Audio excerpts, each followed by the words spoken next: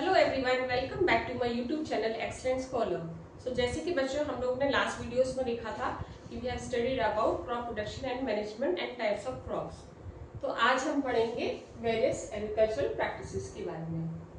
ठीक है, तो agricultural practices basically involve 7 steps. ठीक है, all the 7 steps are involved in various agricultural practices. The first and the foremost step is preparation of soil. Okay. Next one is seed selection and sowing. Third one is manuring and fertilizing. Then irrigation. After that crop protection, harvesting and storage. तो हम एक एक step को detail पे समझेंगे, ठीक है, easily. तो पहला स्टेप हमारा जो है preparation of soil. Preparation of soil is the first and the foremost step for agricultural practices. तो it is basically done, इसमें 2 steps होते हैं हमारे, जैसा कि आप लोगों ने पढ़ा होगा। इसमें हमारा पहला जो स्टेप है plugging, we can say plugging or tilling। तो प्लगिंग और टिलिंग क्या है? It is the process of losing and turning of the soil. मतलब जो मिट्टी है हमारी, सॉइल एक्चुअली हियर इज, जो सॉइल है दैट इज मिट्टी। तो हम जो मिट्टी है जो सख्त रहती है मिट्टी, उसको थोड़ा सा हम स्मूथ कर लेते हैं ताकि उसमें से हमारे वाटर और न्यूट्रिएंट्स इजीली अब्सॉर्ब हो जाए। In case of excessive dry soil watering is needed before plugging. तो जैसा कि मैंने बताया, जहाँ पर मिट्टी बहुत सख्त रहती है तो वहां पे हमें थोड़ा सा उसको नमी बनाए रखने के लिए मिट्टी में थोड़ा सा वाटरिंग की जरूरत पड़ती है। तो इससे प्लगिंग हमारी जो हो रही है वो किससे होती है? एक इंस्ट्रूमेंट होता है, उसको हम क्या बोलते हैं? The name suggest plugging. तो उसके नाम से ही इंस्ट्रूमेंट का नाम क्या है? Plug, PLOUGH, plug. तो एक इंस्ट्रूमेंट होता है, तो इसकी मदद से हम करते हैं। And basically it is made up of would या आयरन। ठीक है, या तो लकड़ी का बना होता है या लोहे का बना होता है। अब प्लगिंग क्यों की जाती है? क्वेश्चन अराइजेस कि what is the need of plugging. हम क्यों करें? ऐसे जाकर ना खेती शुरू कर देते? नहीं, ऐसा नहीं होता है। प्लगिंग से क्या होता है? Loosening of soils helps in the deep penetration of roots in the soil. जब हमने मिट्टी को प्लगिंग की, खोदा, तो क्या हुआ? हमारे जो मिट्टी सख्त थी वो थोड़ी सी हमारी उसमें मॉइस्चर भी आ गया हमारी मिट्टी में। तो उससे क्या होगा? जो जड़ें होंगी हमारे, जो हम बीज डाल रहे हैं उसकी इजीली पेनिट्रेट कर जाएंगी और प्लांट जो है हमारा फर्मली होल्ड हो जाएगा। नेक्स्ट है इट। मैं थोड़े से आपको बेसिक पॉइंट्स बता रही हूँ, पॉइंट्स तो बहुत सारे प्लगिंग में, तो ज्यादा डिस्कस करेंगे तो वीडियो बहुत लंबा हो जाएगा। तो let me discuss only the main points today. It helps in mixing the fertilisers evenly in the soil. तो जो फर्टिलाइजर्स हम मिक्स करते हैं मिट्टी में वो इवनली हमारे मिक्स हो जाते हैं। Plugging uproots and removes the weeds from the soil. Weeds, as I told you already, weeds क्या होते हैं? Unwanted plants होते हैं। तो plugging की मदद से क्या होता है? हम उसको remove कर सकते हैं easily. So this is all about plugging. After plugging, the next step is, this was the first step in the preparation of soil. Clear, all of you? Now the next step in this is leveling. क्या होती है? Level में लाना ground को। तो levelling, after ploughing the soil gets loosen in crumbs which can be easily eroded by wind and heavy rain. तो मतलब क्या हुआ? जैसे हमने प्लगिंग की तो सॉइल क्या हुआ? लूज हो गया। तो मोटे मोटे ढेले जैसा हम कह सकते हैं, उस तरह से वो बन जाते हैं उसके क्रम्स। तो वो इजीली, अगर बहुत तेज आंधी आई या बहुत तेज बारिश हुई तो उसमें वो इजीली बहस जाती है। तो उसको अवॉइड करने के लिए हम क्या करते हैं? ग्राउंड को बिल्कुल एक सतह से लेवल कर देते हैं। This is done with the help of the instrument called wooden plank और आयरन लेवलर्स। ये होते हैं जिससे पूरा ग्राउंड हमारा एक लेवल का हो जाता है। ठीक है, तो I hope this is clear for you all. Preparation of soil involves 2 steps, ploughing and levelling. Now next coming to seed selection and sowing. Seed selection, जैसा कि हम सब जानते हैं, सीड खेती करने से पहले किसान के लिए सबसे बड़ा टेंशन ये रहता है कि उसकी सीड्स कैसी है, मतलब किस क्वालिटी की सीड्स लानी है उसको। मतलब ऐसा तो नहीं कि वो, जैसे कि हम सपोज एक एग्जाम्पल से समझते हैं, जैसे कि अगर हम बाजार जाते हैं परचेज करने, कुछ अपने लिए मॉल में कपड़े खरीदने जाते हैं, तो क्या देखते हैं हम? कपड़े की क्वालिटी चेक करेंगे। कई बार हमें कलर नहीं अच्छा लगेगा उसका, है ना। जब सारी कंडीशंस हमारी मैच होंगी तभी हम उसको परचेज करेंगे। In the same way question arises in the mind of farmer कि जब वो सीड्स लेने जा रहा है बाजार में, तो उसको क्या क्या चीजें ध्यान में रखनी पड़ेंगी। तो सीड सिलेक्शन में क्या आता है? Good qualities of seeds are important for the maximum output of yield. तो सीड्स जो है हमारी वो कैसी होनी चाहिए? एकदम गुड क्वालिटी की होनी चाहिए। अगर आप पुअर क्वालिटी की सीड्स लाएंगे तो फिर प्रोडक्शन में भी बहुत ज्यादा अंतर आ जाएगा। Next, the seed should be free from diseases, paste and insects. अब जो बीज ला रहे हैं हम, अगर हम सस्ती क्वालिटी की बीज लाएंगे तो क्या होगा, कीड़ा लग जाएगा, तो फिर क्या मतलब है मेहनत करने का, आपने दिन रात उसमें खेती करी, बीज बोया और फिर उसमें कीड़ा लग गया तो कोई मतलब ही नहीं है। ठीक है, तो seed should be clean end of good quality. तो मेन पॉइंट क्या है, seed should be, they should be clean, most important one, कि जो भी बीज हम ला रहे हैं अच्छे लाए, साफ सुथरे लाए और गुड क्वालिटी के लाए। Now next coming to manures and fertiliser, third step, manuring and fertilising. What are manures? Manures हम जानते हैं नेचुरल ऑर्गेनिक सब्सटेंस जो होते हैं, डिकम्पोजिशन से जो कलेक्ट होता है हमारा प्लांट्स और एनिमल्स की। तो natural organic substance obtained from the decomposition of animals and plant waste are called manure, खाद।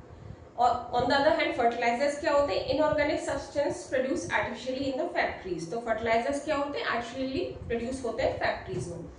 तो अगर आप लोग को चाहिए इनके बीच में डिफरेंसेस, तो मैं आपको एक अलग से इस पे वीडियो बनाकर दे दूंगी जिसमें आप इसका कंप्लीट स्टडी कर सकते हैं, differences between manure and fertilisers, क्योंकि ये आपके एग्जाम में आता भी है, so this is important. Now next step है हमारी इरिगेशन। तो इरिगेशन के प्रोसेस को हम थोड़ा सा डिटेल में समझेंगे, ओके, क्योंकि इरिगेशन कई तरह से किया जाता है। Now irrigation, so irrigation method involves basically three ways of irrigation, okay, it involves three ways of irrigation. पहला क्या है हमारा, ट्रेडिशनल मेथड्स ऑफ इरिगेशन। पहले क्या, traditional methods of irrigation, okay. तो ट्रेडिशनल मेथड्स ऑफ इरिगेशन में क्या रहता था हमारा, जो पहले के जमाने से चलते आ रहे ट्रेडिशनल मेथड्स ऑफ इरिगेशन, उसमें क्या रहता था हमारा, एक तो इसमें आता था कैनाल इरिगेशन, ठीक है, फिर इसमें एक और क्या रहता था हमारा, मोट या पुली सिस्टम, ठीक है, और एक और रहता था हमारा पर्शियन व्हील, पर्शियन व्हील जिसको हम बोलते हैं राहत system. All of you must have heard about राहत सिस्टम, ठीक है। तो ट्रेडिशनल मेथड्स ऑफ इरिगेशन में हमारे कैनाल इरिगेशन, मोट and pulley system, Persian wheel, that is called the राहत सिस्टम, ये सब इन्वॉल्व रहती थी। तो ये सब क्या था, इसका मेन ड्रॉबैक क्या था, मतलब ये थे तो बहुत cheap, they were cheap and inexpensive, but बहुत टाइम टेकिंग थे, इनमें बहुत लेबर भी लगती थी और कभी कभी हमें एनिमल्स का यूज भी करना पड़ता, मैन पावर और एनिमल पावर, ठीक है। तो इनको रिप्लेस करने के लिए हमारे दूसरे मेथड्स आए जो कि बहुत ज्यादा एफिशिएंट भी थे और ज्यादा टाइम हमारा कंज्यूम नहीं करते, तो that were modern methods of irrigation. Modern methods में हमारा क्या क्या आता था, एक तो था हमारा स्प्रिंकलर सिस्टम। क्या था हमारा स्प्रिंकलर सिस्टम? क्या होता है, this system is used where the land surface is not equal, जहां पे लैंड सरफेस इक्वल नहीं होती थी तो वहां पे स्प्रिंकलर सिस्टम यूज करते हैं। स्प्रिंकल का मतलब क्या होता है, छींटे मारना, तो ठीक है ना। तो इस तरह से जहां पे मतलब this method is suitable for sandy soil which can not retain water for longer time, जहां पे सैंडी सॉइल होता था जो बहुत ज्यादा देर तक पानी को नहीं रोक सकता था, तो वहां पे स्प्रिंकलर सिस्टम मतलब छींटे छींटे जैसे मारता, मतलब पूरी फील्ड पे वाटर डिस्ट्रीब्यूट हो जाती थी, तो that was called sprinkler system.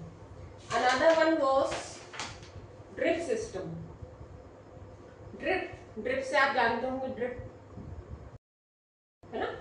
Drip system में क्या होता था, system is best for conserving water, in this method water falls directly to the roots drop by drop.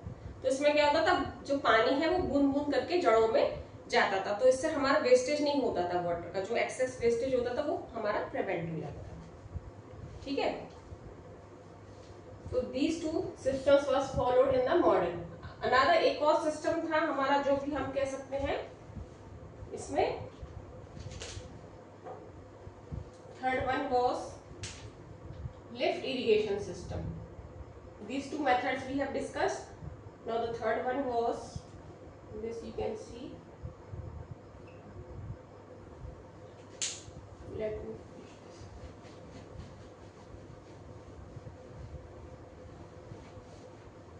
third one was lift irrigation system.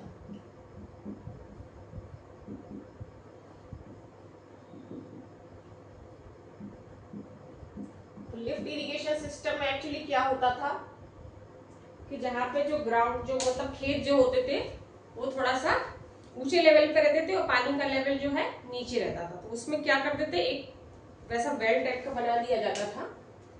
This type of well was drawn और यहाँ से हमारे passages बना दिए जाते थे water के outlet के लिए, ताकि हमारा जो पानी है वो इवनली खेतों में डिस्ट्रीब्यूट हो पाए। Sometimes in some places water can not provided to the fields as the level of the field is higher than that of the source of water, ऐसा एक्सप्लेन ऑलरेडी। तो in such places lift irrigation scheme was installed. तो इससे क्या होता था, हमारा जो पानी है, जो सोर्सेस थे पानी के एग्जिट के, यहाँ से हमारा पानी इजिली खेतों में इवनली डिस्ट्रीब्यूट हो जाता था। तो ये सब तो हो गया हमारा मेथड्स ऑफ इरिगेशन।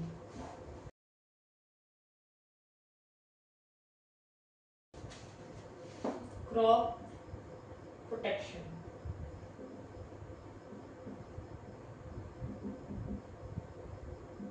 ओके, तो क्रॉप प्रोटेक्शन कैसे होता था?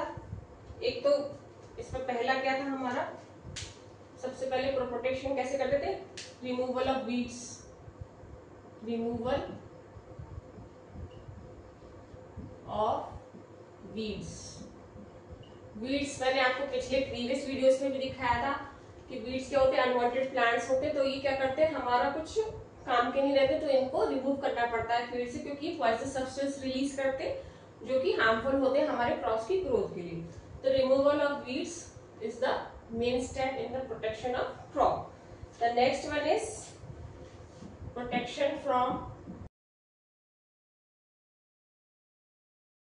तो ये भी एक तरह का प्रोटेक्शन था कि हम देखना चाहेंगे कि हमारे क्रॉप में किसी तरह का कोई कीड़ा ना लग जाए, या कोई कीड़ा लग के हमारे पूरे खेत को नष्ट ना कर जाए, या कोई हमारे फार्म में आके कोई जानवर ऐसा ना हो जो हमारे पूरे खेत की फसल को नष्ट कर जाए। तो कई बार आप लोगों ने देखा होगा, if you go by road, कभी रोड साइड जाते होंगे तो आपको खेत देखते होंगे रास्ते में, तो आपने देखा होगा फेंसिंग भी रहती है, और कभी कभी आपको वो जो खेतों के बीच बीच में स्क्वायर खड़ा करके रखते हैं टू, ताकि उससे पक्षी जो है ना कई बार खेतों को नष्ट कर जाते हैं, फसल को खा जाते हैं, तो उसके डर की वजह से पक्षी खेतों में आने से कतराते हैं। तो these are all the methods involve to simply protect our crop. Now next coming to harvesting. Harvesting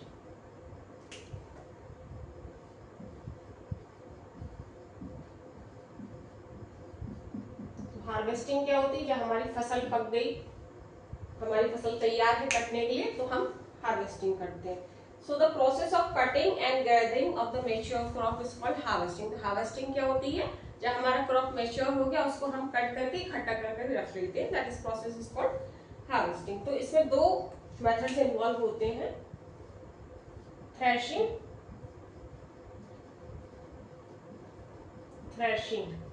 and the another one is winnowing. Winnowing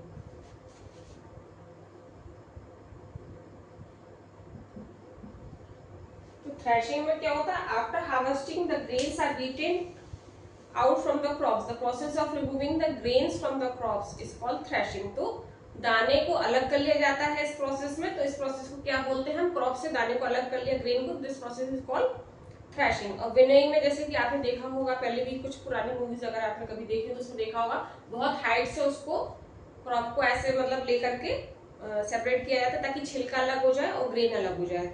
grains are separated from the chaff by dropping them from a certain height. और उसके आजकल तो winnowing machines भी आने लगी हैं इन सब के लिए, ताकि लेबर हमारे ज्यादा टाइम वेस्ट ना करे इन सब चीजों में और हमें फटाफट रिजल्ट मिल जाए। तो this is done with the help of winnowing machine also. Now the last one,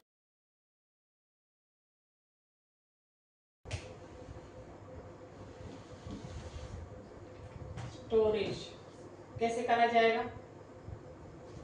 इसमें या तो हम क्रॉप्स को, जब हमारा फसल पक गई है तो उसको पहले तो हम धूप में रख देते हैं ताकि जो भी मॉइस्चर कंटेंट है उसका निकल जाए और बिल्कुल मॉइस्चर फ्री हो जाए हमारी फसल, ठीक है।